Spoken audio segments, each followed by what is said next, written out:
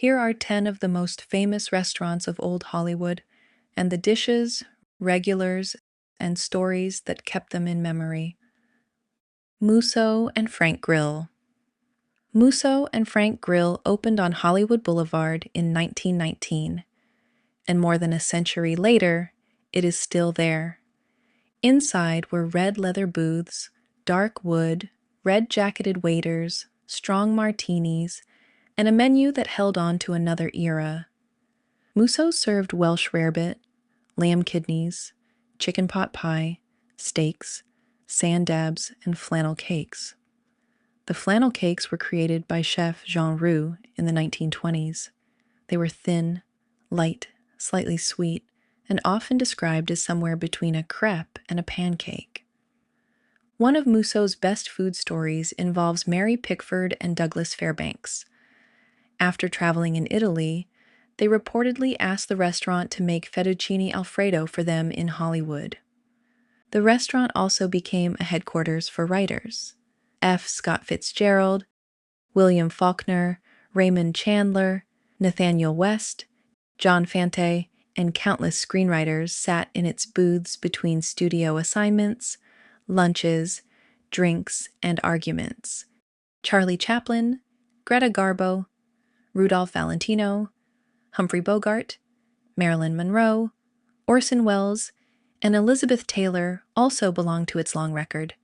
The Brown Derby. The first Brown Derby opened on Wilshire Boulevard in 1926. The Hollywood Brown Derby on Vine Street became the location most connected to the movie business. The original building was shaped like a derby hat. The Hollywood location had something even more valuable: the wall of celebrity caricatures. To have your face drawn meant Hollywood had accepted you into its visible world. The Brown Derby's most famous dish was Cobb salad. The usual story credits owner Robert Cobb with making it late one night for Sid Grauman, the theater owner behind Grauman's Chinese Theater. The salad included chopped greens, turkey or chicken, bacon, hard-boiled egg, tomato, avocado, blue cheese, and dressing. The restaurant also had grapefruit cake, a light citrus cake with cream cheese frosting and fresh grapefruit.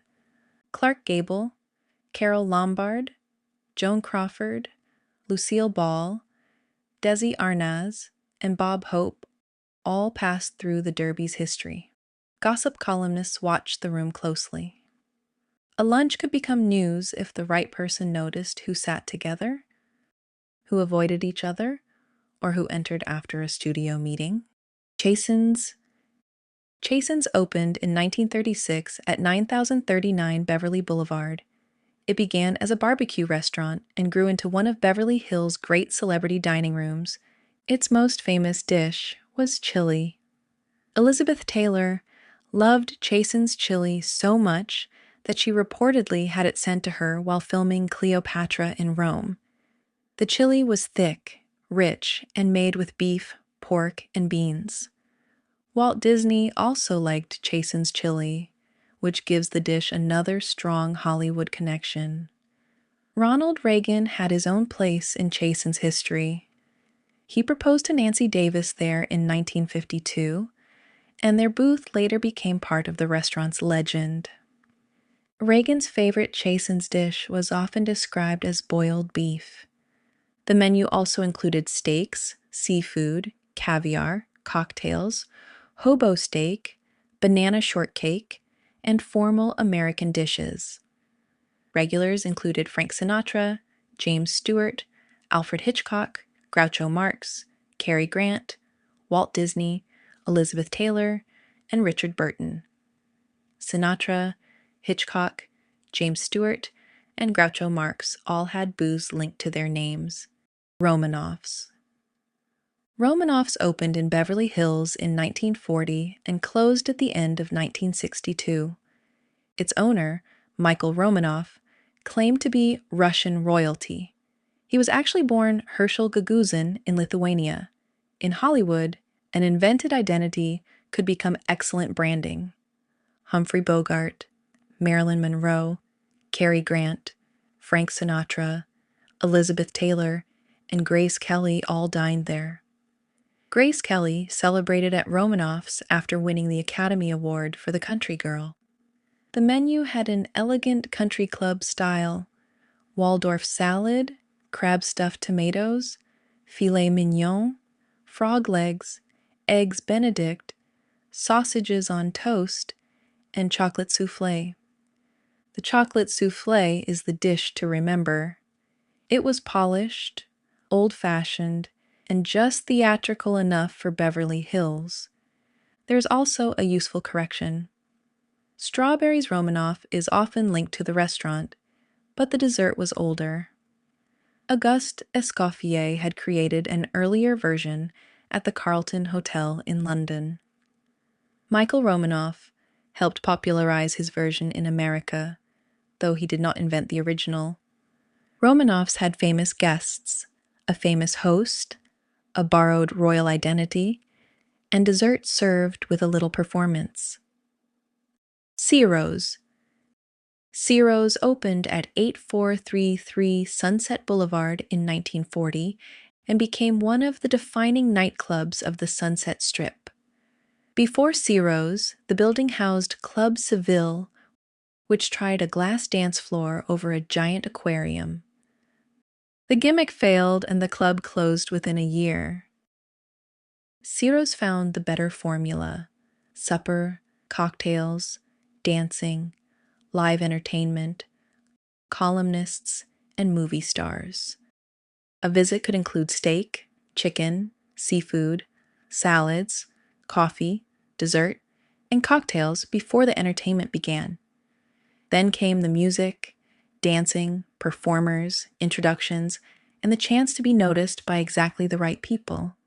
The room gave the place its charge: tables arranged for visibility, cocktails in hand, a performer only a few feet away, and a crowd filled with agents, studio heads, gossip writers, and famous actors. Marilyn Monroe, Ava Gardner, Lana Turner, Lucille Ball, Desi Arnaz, Frank Sinatra, Dean Martin, Judy Garland, Hedda Hopper, and Luella Parsons all moved through its world. The building later became the Comedy Store, giving the same address another life in show business. Ciro's was a night out with consequences. A performance, a romance, an argument, or a rumor could leave the club and reach the papers by morning. The Mocambo.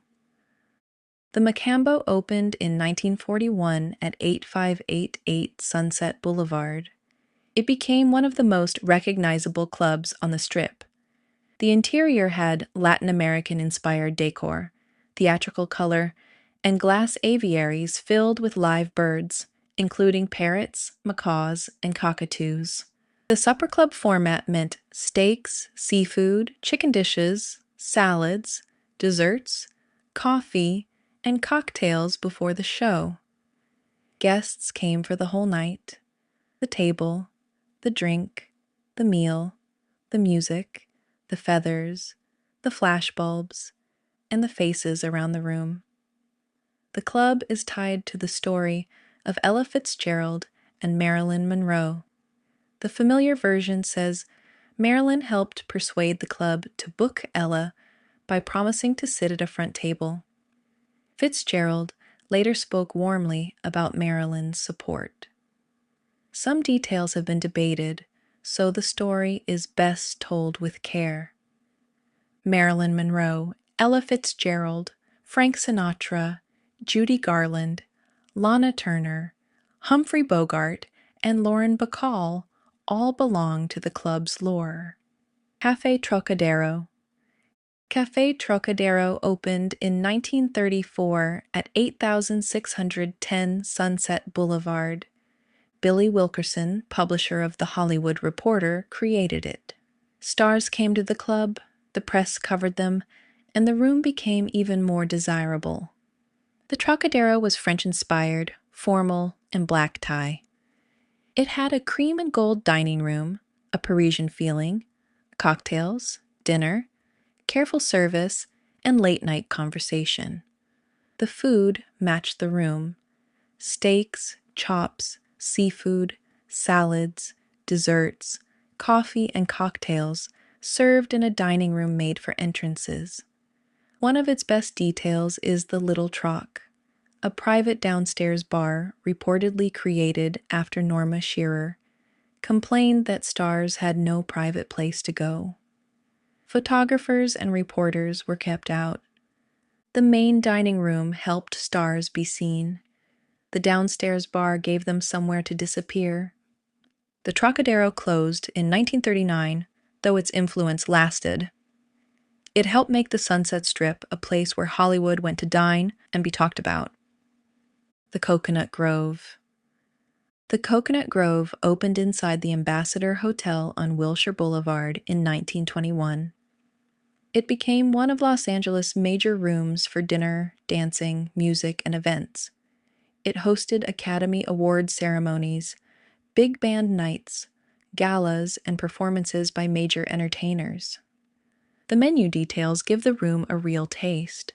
A surviving Ambassador Hotel Cocoanut Grove menu listed a special dinner for $3. Choices included artichoke cocktail with mustard dressing, mixed fruit supreme, tomato juice frappe, and other multi-course dinner items.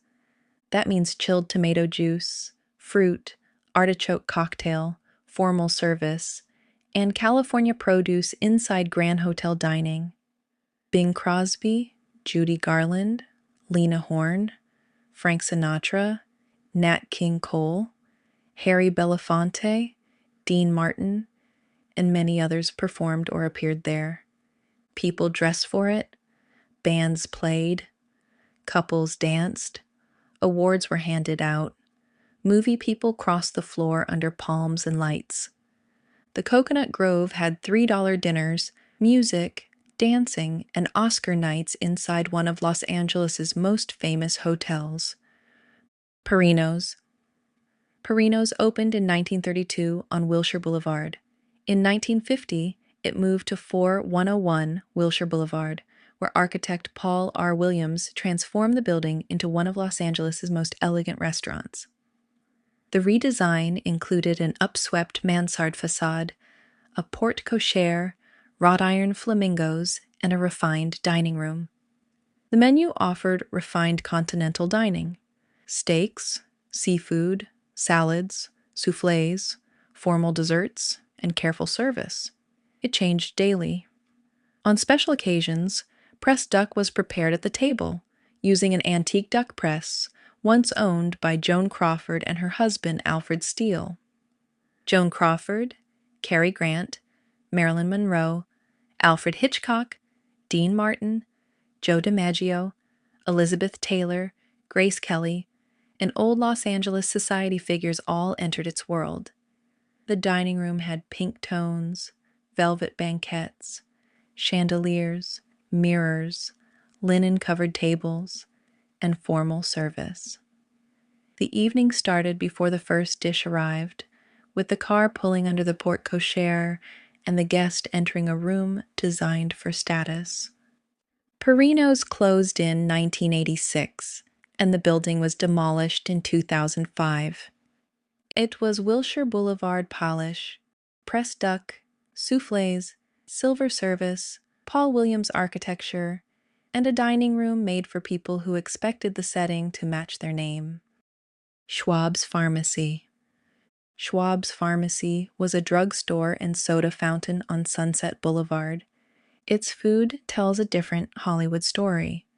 Schwab's served coffee, sandwiches, sodas, ice cream, fountain drinks, and counter food. Actors, writers, studio workers, columnists, and hopeful young performers stopped in and lingered. The columnist, Sidney Skolsky, helped make Schwab's famous. His photoplay column was called From a Stool at Schwab's, turning the drugstore counter into Hollywood mythology. The biggest Schwab's legend involves Lana Turner. For years, people repeated that she was discovered at Schwab's. Turner herself said the real discovery happened at the Top Hat Cafe near Hollywood High School. Someone could sit at the counter with coffee, a sandwich, or a soda, and imagine that the right person might walk in. No caviar, no soufflé, no Oscar party. Just a counter stool, a fountain drink, and the dream that Hollywood might notice. These places turned meals into Hollywood history. Chili at Chasen's, a soufflé at Romanoffs, supper on the Sunset Strip, pressed duck at Perino's, and a soda at Schwab's. Different rooms, different menus, the same promise. Sit at the right table and Hollywood might notice. Thank you everyone so much for watching Cultured Elegance. If you'd love to support the channel, you can become a channel member today by clicking join at the bottom of the screen. Thank you everyone so much for watching, and I'll see you in the next video.